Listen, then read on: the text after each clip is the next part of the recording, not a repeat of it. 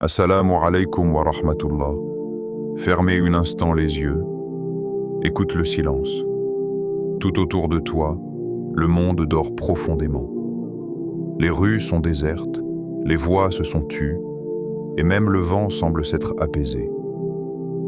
C'est un moment suspendu entre la terre et le ciel, une heure où le temps paraît s'arrêter.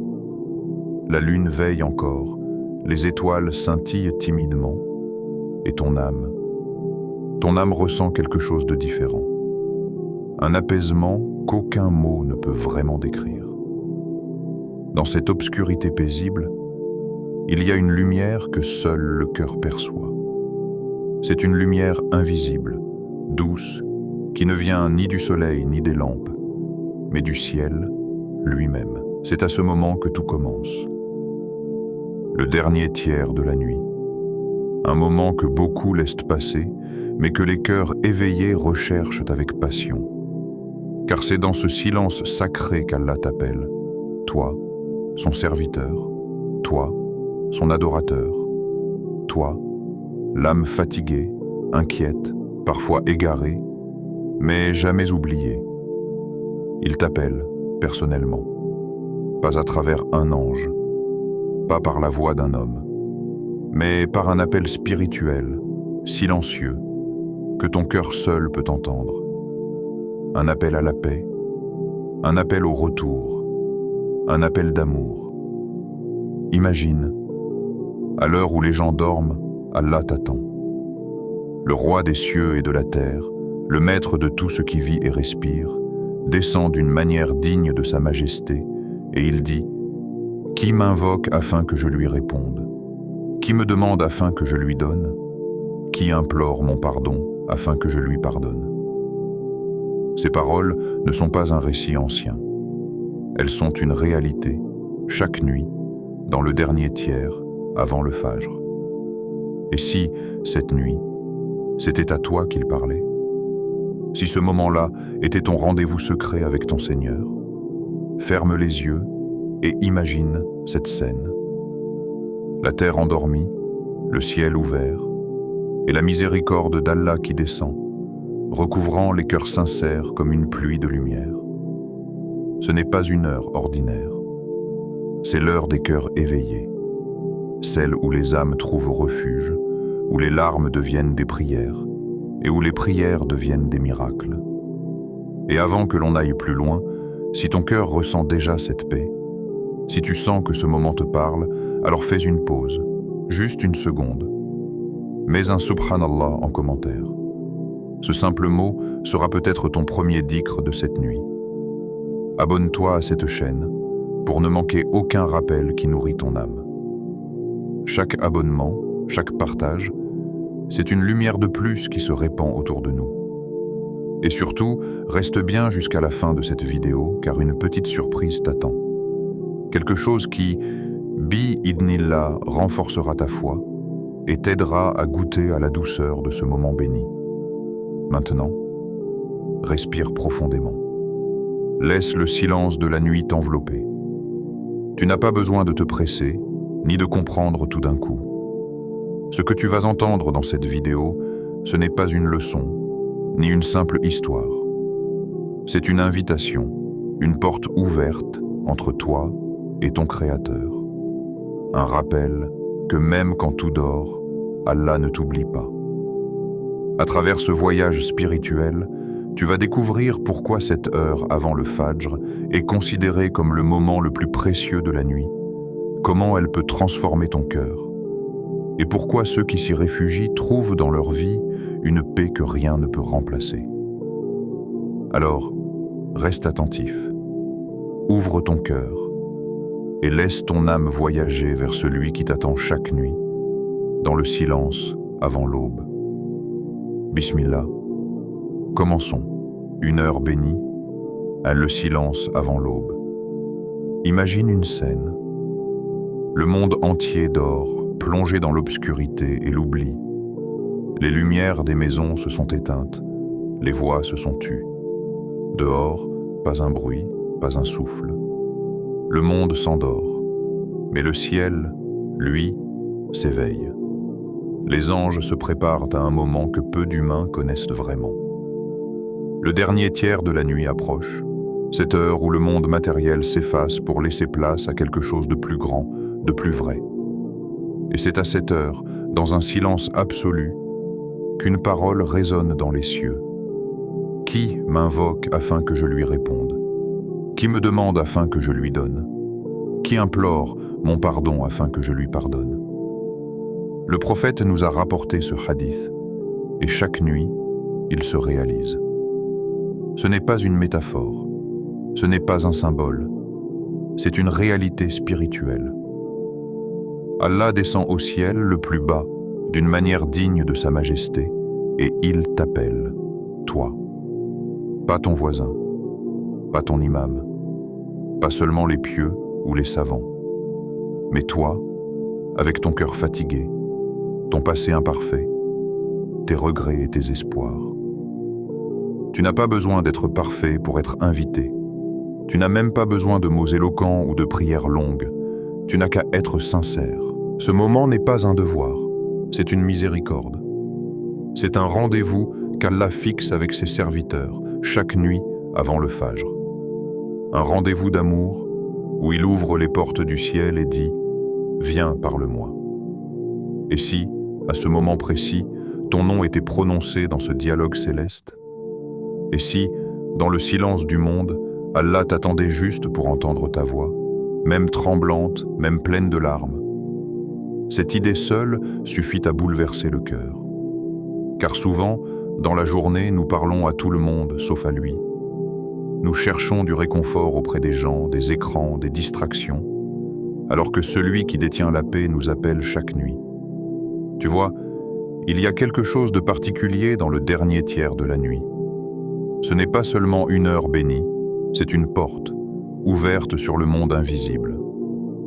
Les anges y circulent librement, les invocations y montent comme des flèches, et les âmes sincères y trouvent ce qu'elles ne trouvent nulle part ailleurs, la proximité d'Allah. Les savants disaient, le dernier tiers de la nuit est le moment où le cœur se réveille, même si tout le reste du monde dort. Et c'est vrai. Car dans cette heure silencieuse, ton cœur entend des choses qu'il n'entend jamais en plein jour. Tu ressens une paix que ni la richesse, ni la compagnie, ni les loisirs ne peuvent t'offrir. Pourquoi? Parce que dans ce silence, il n'y a plus de bruit entre toi et ton Seigneur. Le téléphone est éteint, les notifications ont cessé, et il ne reste que toi, ton souffle, et le souvenir d'Allah. C'est un moment de vérité, un moment où l'âme cesse de fuir. Le voile entre toi et le divin devient si mince qu'une seule parole suffit à l'écarter.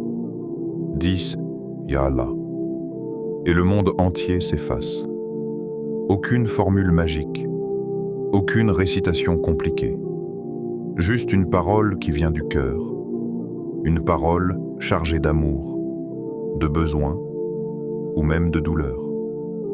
Certains se lèvent pour pleurer, d'autres pour remercier, d'autres encore pour demander. Mais tous ressentent la même chose, une présence. Cette présence, c'est Allah. Celui qui entend sans que tu parles, celui qui répond sans que tu demandes, celui qui pardonne même quand tu n'as pas les mots pour dire ton repentir. Regarde comme le monde change à ce moment. Dehors, le ciel commence à pâlir légèrement. Les étoiles s'éteignent doucement et la brise devient plus fraîche, plus pure. Ce n'est pas un hasard. C'est comme si la création entière se préparait à saluer le Fajr, ce moment où la lumière triomphe de la nuit. Mais avant cette lumière, il y a une paix profonde, celle du dernier tiers. Les pieux prédécesseurs, qu'Allah leur fasse miséricorde, étaient amoureux de cette heure. Ils disaient, si les rois connaissaient la douceur que nous trouvons dans la prière de la nuit, ils combattraient pour nous l'apprendre. Imagine ça, une douceur si forte, si réelle, qu'aucune richesse ne pourrait la remplacer. Mais cette paix n'est pas réservée à une élite. Elle est offerte à quiconque veut la goûter. Tu peux être jeune ou âgé, riche ou pauvre, instruit ou non. Si ton cœur est sincère, Allah t'accueille dans ce moment. C'est pour cela que le diable s'efforce tant de t'endormir. Il sait que si tu te lèves, même une fois, tu goûteras à une lumière qui changera ta vie. Et quand tu y auras goûté, tu voudras y revenir, encore et encore. Car dans le silence, avant l'aube, il y a une paix que même les mots trahissent. Une paix qui ne vient pas du repos du corps, mais du repos de l'âme. As-tu déjà remarqué? Quand tu te lèves à cette heure, tout paraît plus clair. Les pensées se calment, les inquiétudes se dissipent. Tu sens comme une présence autour de toi, une chaleur douce dans ton cœur, comme si quelqu'un t'enveloppait de tendresse. C'est la miséricorde d'Allah. Elle descend à ce moment précis. Et dans ce silence, tu n'as plus besoin de fuir tes émotions, ni de cacher tes faiblesses. Tu peux tout lui dire. Tout ce que tu n'as jamais osé confier à personne. Tes fautes, tes chagrins, tes peurs. Rien ne le choque, rien ne l'éloigne, parce qu'il savait déjà. Il attend juste que tu viennes, ferme les yeux un instant. Imagine-toi sur ton tapis de prière. Il fait encore nuit. Tu entends peut-être un coq au loin, le vent contre ta fenêtre, mais autour de toi, tout est calme. Tu poses ton front au sol et tu murmures « Oh Allah, me voici ». Tu ne demandes pas encore. Tu ne remercies pas encore. Tu es juste là, présent, devant lui. Et dans ce simple geste, il y a tout. L'humilité, l'amour, la soumission et la liberté. Oui, la liberté. Parce que rien ne libère autant que de se prosterner devant le seul digne d'adoration.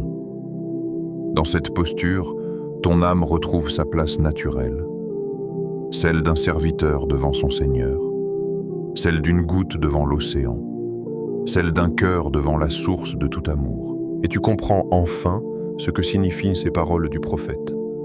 La prosternation est le moment où le serviteur est le plus proche d'Allah. Ce n'est pas une simple position du corps, c'est une position du cœur. C'est l'instant où tu n'as plus besoin d'expliquer. Tu déposes juste tout ce que tu portes, et Allah, dans sa miséricorde, te soulage sans bruit. Puis, doucement, tu t'assieds. Tu prononces quelques mots de dhikr. Subhanallah, Alhamdulillah, Allahu Akbar. Chaque mot monte vers le ciel comme une lumière. Chaque souffle devient un acte d'adoration. Et plus tu répètes, plus ton cœur s'apaise. C'est comme si, dans ce silence, ton âme respirait enfin. Le monde peut attendre. Les soucis peuvent attendre. Mais ce moment, il ne reviendra peut-être pas. Certains passent leur vie à chercher la paix dans les voyages, les distractions ou les gens. Mais ceux qui se lèvent avant le Fajr savent, la paix véritable ne se trouve que là, dans l'obscurité, entre deux prosternations, quand tout dort sauf ton cœur. Et tu réalises alors quelque chose de merveilleux. Ce n'est pas toi qui as cherché Allah. C'est lui qui t'a appelé. C'est lui qui t'a donné l'envie de te lever, la force d'allumer la lumière et la douceur de prononcer son nom. Alors, ne crois pas que ce moment est perdu ou insignifiant. Chaque fois que tu réponds à cet appel, chaque fois que tu te lèves dans le silence, tu es honoré par le roi des rois. Ton nom est mentionné dans le ciel, tes invocations montent vers le trône, et ta sincérité devient une lumière que rien n'éteint. Le dernier tiers de la nuit n'est pas un simple horaire. C'est un lieu spirituel, un sanctuaire entre le monde visible et l'invisible. Un espace où ton cœur devient témoin que oui, Allah est proche. Et si tu veux comprendre la vraie beauté de ce moment, alors n'écoute pas seulement avec tes oreilles.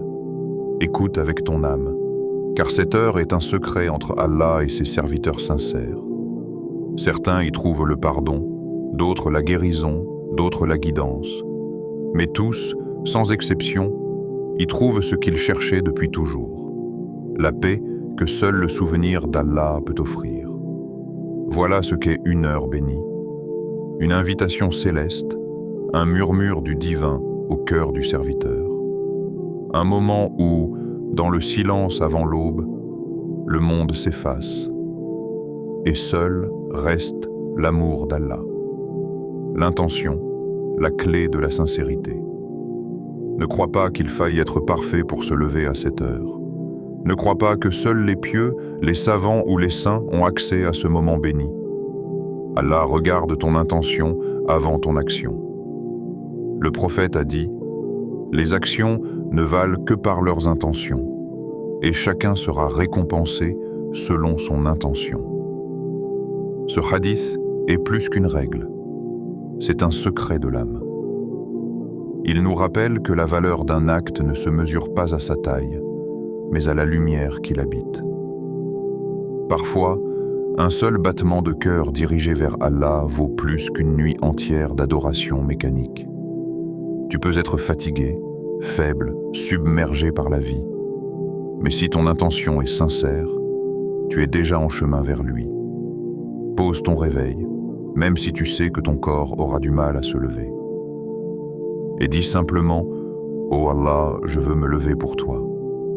Donne-moi la force, même si je n'y parviens pas, même si le sommeil te retient, cette simple pensée devient une prière. » Et Allah, dans sa miséricorde infinie, inscrit cette intention comme une adoration complète.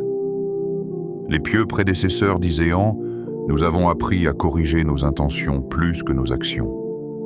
Ils savaient que sans sincérité, les actes deviennent des coquilles vides. Tu peux prier longtemps, réciter de longues sourates, te prosterner profondément. Mais si ton cœur n'est pas tourné vers Allah, ton corps seul aura bougé. Alors qu'une seule prosternation pleine de sincérité peut être la clé du paradis. La niya, l'intention, c'est la racine de chaque adoration. C'est elle qui transforme un geste ordinaire en lumière éternelle. Tu bois un verre d'eau, si tu le fais pour remercier Allah, ce verre devient une adoration. Tu souris à ton frère pour apaiser son cœur, c'est une sadaka. Tu dors pour reprendre des forces afin de mieux prier. Ton sommeil devient une œuvre d'adoration. Tout dépend de la direction intérieure de ton cœur. Avant le fajr, quand tu poses ton réveil, ne te dis pas seulement « je vais prier ». Dis « je vais répondre à l'appel de mon Seigneur. Je veux être parmi ceux qui l'appellent par leur nom dans le dernier tiers de la nuit. » Et même si la fatigue t'empêche de te lever, Allah t'écrit une bonne action complète. Car il sait la lutte que tu as menée, il voit le combat de ton âme contre le confort de ton lit, et il te récompense pour ton intention, pas pour ton résultat. C'est une chose merveilleuse à méditer. Dans ce monde, on te juge sur ce que tu fais. Mais auprès d'Allah, tu es jugé sur ce que tu voulais sincèrement faire. Alors ne sous-estime jamais ton intention. Ne la laisse pas s'endormir. Chaque soir, avant de dormir, parle à ton Seigneur. Dis-lui tes projets, tes espoirs, tes faiblesses. Et confie-lui ton intention. Ô Allah, je veux me lever pour te parler, même si je ne peux pas. Accepte mon envie comme un acte d'amour pour toi. Cette phrase, si elle vient du cœur, peut transformer ton sommeil en adoration, ton incapacité en récompense, ton échec en lumière. Les trésors de cette heure. Quand tu réussis à te lever, même pour quelques instants avant le fajr, tu entres dans un jardin secret que peu de gens visitent. Un jardin spirituel où chaque minute est un joyau, où chaque souffle est une prière, où chaque geste est une offrande. Ouvre ce moment comme un coffre rempli de trésors. Le premier trésor, la prière de la nuit, Tahajjud. C'est la prière des amoureux d'Allah. Ceux qui ne se lèvent pas par obligation, mais par désir. Le prophète a dit « La meilleure prière après les prières obligatoires est la prière nocturne. » Tu n'as pas besoin d'en faire beaucoup. Même 2 rakats, faites avec humilité et concentration, peuvent illuminer ton cœur plus que 1000 discours. Quand tu te prosternes dans le silence de la nuit, tu sens que tu n'es plus dans ce monde. Ton front touche le sol, ton cœur touche le ciel. Tu parles sans mots, tu pleures sans honte. C'est une conversation d'âme à moi. Et quand tu te relèves, tu n'es plus le même. Quelque chose en toi a été lavé, allégé, purifié. Le deuxième trésor, la lecture du Coran. Dans la nuit, le Coran devient différent. Chaque verset devient vivant, vibrant, comme si Allah te parlait directement. Tu lis doucement, sans précipitation. Tu laisses les mots descendre dans ton cœur, comme la pluie sur une terre assoiffée. Même si tu ne lis que quelques lignes, fais-le avec attention, avec amour. Car chaque lettre lue te rapproche d'Allah, et chaque mot te rappelle que tu n'es jamais seul. Essaie un soir de lire les derniers versets de Sourate Al-Baqarah. Ils contiennent des promesses de protection et de paix.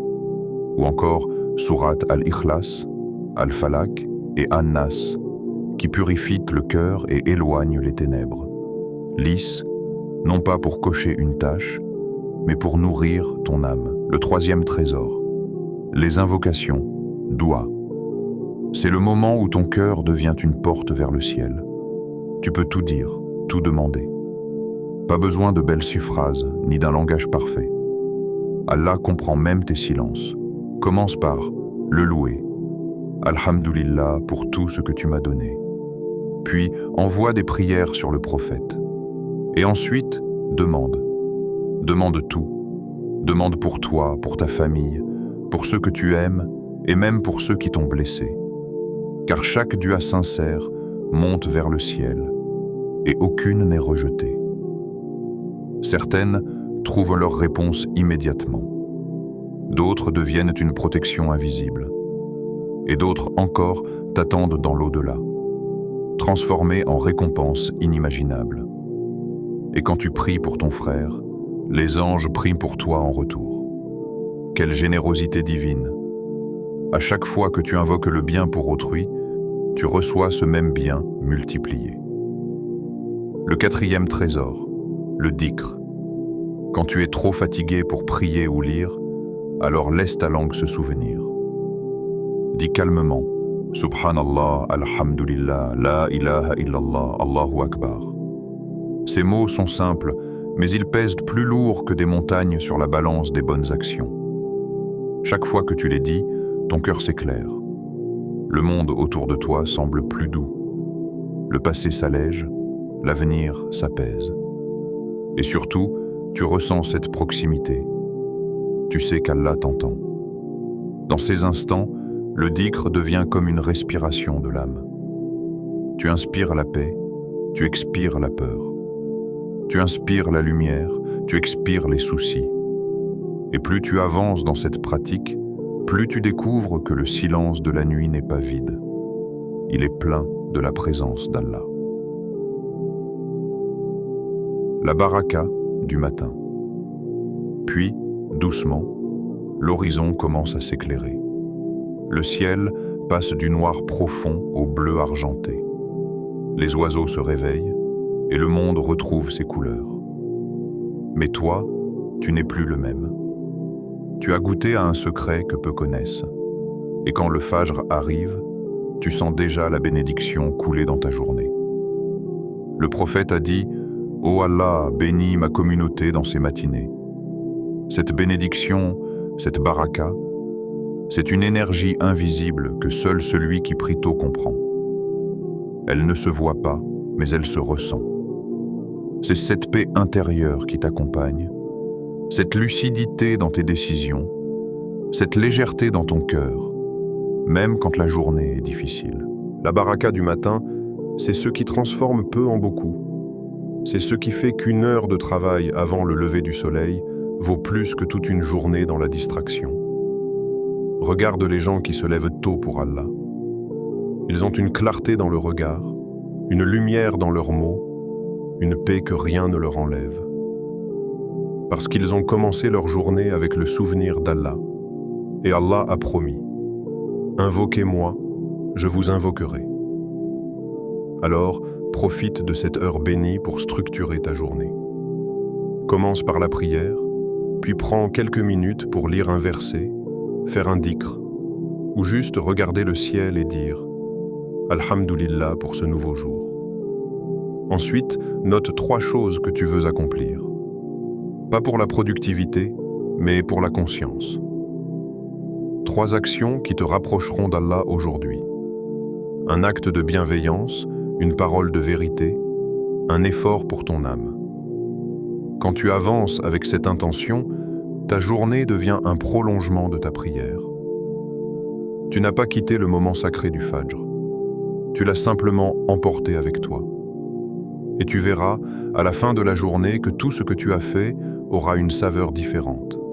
Moins de stress, moins de vide, plus de sens. Parce qu'Allah a mis sa baraka dans tes heures. Chaque matin devient alors une renaissance. Chaque lever du soleil devient un rappel. Allah m'a donné une nouvelle chance de me rapprocher de lui. Et tu te rends compte que le secret de la paix ne se trouve pas dans les grandes choses, mais dans ces petites habitudes silencieuses répétées chaque jour où tu choisis Allah avant le monde. Dans le dernier tiers de la nuit, ton cœur apprend à aimer. Dans la lumière du matin, il apprend à vivre. Et chaque jour, entre ces 2 moments, tu avances, pas à pas, guidé par la lumière qu'Allah dépose dans ceux qui se lèvent pour lui. Se lever avant le Fajr, ce n'est pas seulement un acte d'adoration. C'est une transformation silencieuse, profonde, presque invisible, mais qui change tout à l'intérieur. Chaque fois que tu te lèves dans l'obscurité, que tu poses ton front sur le sol alors que tout dort autour de toi, quelque chose en toi renaît. Une part de ton âme, souvent étouffée par le bruit du monde, retrouve enfin son souffle. C'est comme si Allah déposait dans ton cœur une lumière que rien d'autre ne peut offrir. Une lumière qui ne se voit pas dans les miroirs, mais qui se reflète dans tes paroles, dans ton regard, dans ta façon d'être. Spirituellement, une paix qu'aucun mot ne peut décrire spirituellement, cette habitude t'ouvre des portes que tu ne soupçonnais pas. Avant le Fajr, la relation avec Allah devient intime, vraie, pure. Tu n'as plus besoin d'artifice, ni de longues supplications apprises par cœur. Tu es simplement là, face à ton Créateur, et ton cœur parle à sa lumière. Tu découvres une forme d'amour différente de tout ce que tu connaissais. Un amour sans attente, sans condition. Tu te lèves non pas pour obtenir quelque chose, mais simplement pour être près de lui. Et c'est là que le miracle se produit. Plus tu cherches la proximité d'Allah, plus il t'attire vers lui. Plus tu lui parles, plus tu sens sa présence, même dans les moments ordinaires de la journée. Ta foi devient vivante. Elle ne se limite plus à des mots ou à des rites, mais elle devient une respiration naturelle de ton âme. Tu ressens ce que le Coran appelle la sakina, cette tranquillité divine qui descend sur le cœur des croyants. Une paix douce, constante, qui ne dépend ni des circonstances, ni des gens, ni du monde. Même quand les difficultés reviennent, elle ne te brise plus. Elle te ramène à Allah. Tu comprends que rien n'arrive par hasard et que tout, absolument tout, peut être une porte vers lui. Mentalement, la clarté, la force, la sérénité mentalement, cette habitude agit comme un baume. Le silence de la nuit apaise ce que le jour a bousculé. Les pensées se remettent en ordre, les angoisses se dissipent et ton esprit devient plus clair. Il y a dans le dernier tiers de la nuit une sorte de lumière invisible, une énergie que la science ne peut pas mesurer, mais que ton cœur, lui, ressent profondément. Tu apprends à écouter ton intériorité. Tu apprends à distinguer la voix de ton âme de celle de ton ego. Tu apprends à faire la paix avec toi-même. Peu à peu, la prière de la nuit t'enseigne la patience. Tu cesses de vouloir tout contrôler. Tu découvres la beauté de la dépendance à Allah. Non pas une faiblesse, mais une libération. Ce moment t'enseigne aussi la gratitude. Quand tu observes la nuit, le calme, le souffle qui continue en toi, tu réalises combien de bienfaits tu as sans même y penser. Et cette gratitude se transforme en énergie. Elle t'aide à affronter les jours lourds, les déceptions, les épreuves. La prière du dernier tiers, c'est aussi une école du détachement. Elle te rappelle que rien n'est permanent sauf Allah. Que les gens, les émotions, les soucis passent, mais que lui, toujours, reste. Et cette conscience change ta façon de penser. Tu deviens plus calme dans les conflits, plus réfléchi dans les choix, plus doux avec ceux qui t'entourent, car ton esprit s'est abreuvé d'un silence nourrissant, celui qui vient de la présence d'Allah. Pratiquement, discipline, douceur et lumière dans la vie quotidienne. Sur le plan pratique, se lever avant le Fajr est une école de discipline. Chaque nuit où tu choisis de répondre à l'appel d'Allah, tu entraînes ton âme à dominer ton corps, ton objectif à dominer ta paresse. Tu découvres la force de la constance. Pas besoin d'en faire trop, même quelques minutes régulières créent une transformation durable. Cette régularité forge ton caractère. Tu deviens plus organisé, plus stable, plus concentré. Tu apprends à donner la priorité à ce qui compte vraiment. Le matin, tu ne cours plus après le temps. Tu as déjà pris de l'avance sur le monde. Tu as commencé ta journée avec la bénédiction du Créateur. Et cette baraka se ressent dans tout, dans ton travail, dans ta famille, dans tes études. Tu fais moins, mais Allah met plus. Tu parles moins, mais tes mots portent plus de bien. Tu t'inquiètes moins, mais les solutions apparaissent plus vite. C'est le secret de ceux qui se lèvent tôt pour Allah. Leur journée semble légère, leurs décisions inspirées, leurs relations plus sereines. Pourquoi ? Parce qu'ils ont placé Allah au début de leur journée. Et celui qui commence sa journée avec Allah ne peut la finir que sous sa protection. Tu remarqueras aussi une autre transformation subtile, la douceur. Cette heure te rend plus attentif aux autres, plus patient, plus compatissant. Le cœur qui a goûté à la paix du Fajr ne peut plus propager la colère. Tu portes cette lumière dans tes interactions. Tu deviens, sans t'en rendre compte, une source de paix pour ceux qui te croisent. Un cercle vertueux. Et tout cela crée un cercle magnifique. Ta foi nourrit ta paix nourrit ton intelligence, et ton intelligence nourrit ta foi. C'est un mouvement qui s'auto-alimente. Chaque fois que tu réponds à l'appel d'Allah dans la nuit, tu renforces ce lien invisible entre ton cœur et le ciel. Et plus ce lien devient fort, plus ta vie prend du sens. Ce que tu fais à l'aube influence tout ton jour. Ton attitude, ton humeur, ta productivité, ta capacité à aimer, à pardonner. Tout se transforme. Même ton visage change. Il s'apaise, s'adoucit. Les gens ne sauront peut-être pas pourquoi, mais ils sentiront quelque chose de différent. Parce qu'Allah met une lumière dans les visages de ceux qui se lèvent pour lui. Alors, ce soir, avant de dormir, pose ton téléphone. Ferme les yeux un instant, respire profondément. Et dis-toi simplement, demain, je veux répondre à l'appel d'Allah. Ne cherche pas la perfection, ne cherche pas à prier longtemps ou à réciter beaucoup. Cherche simplement la sincérité. Même si tu te lèves 5 minutes avant le Fajr, même si tu n'arrives qu'à murmurer « Ya Allah », sache qu'il t'a déjà entendu. Sache qu'il t'attend. Et sache que ton intention seule suffit à être aimé de lui. Si ces mots ont touché ton cœur, ne garde pas ce rappel pour toi. Partage-le avec un frère, une sœur, un ami. Peut-être que ton message sera la raison pour laquelle une autre âme se lèvera cette nuit pour parler à son Seigneur. Et rappelle-toi cette parole du prophète. Celui qui guide vers le bien aura une récompense semblable à celui qui l'accomplit. Imagine, tu dors, et quelque part dans le monde, une personne se lève à cause de toi, fait une prosternation, verse une larme, et Allah t'accorde la même récompense qu'à elle. Quelle grâce, quelle noblesse, quelle beauté. Qu'Allah fasse de toi une âme éveillée, qu'il t'accorde la force de te lever dans le silence de la nuit et la douceur de vivre le jour avec gratitude. Qu'il remplisse ton cœur de lumière, ta langue de dhikr et ta vie de paix. Car la vraie richesse n'est pas dans ce que tu possèdes, mais dans les moments où tu te tiens seul devant ton Seigneur, le cœur apaisé, les larmes sincères et la certitude d'être aimé d'Allah. Et quand viendra l'aube, souviens-toi. Celui qui commence sa journée avec Allah porte une lumière que même les ténèbres du monde ne peuvent éteindre, au cœur de l'islam, rapprocher les cœurs d'Allah une nuit à la fois.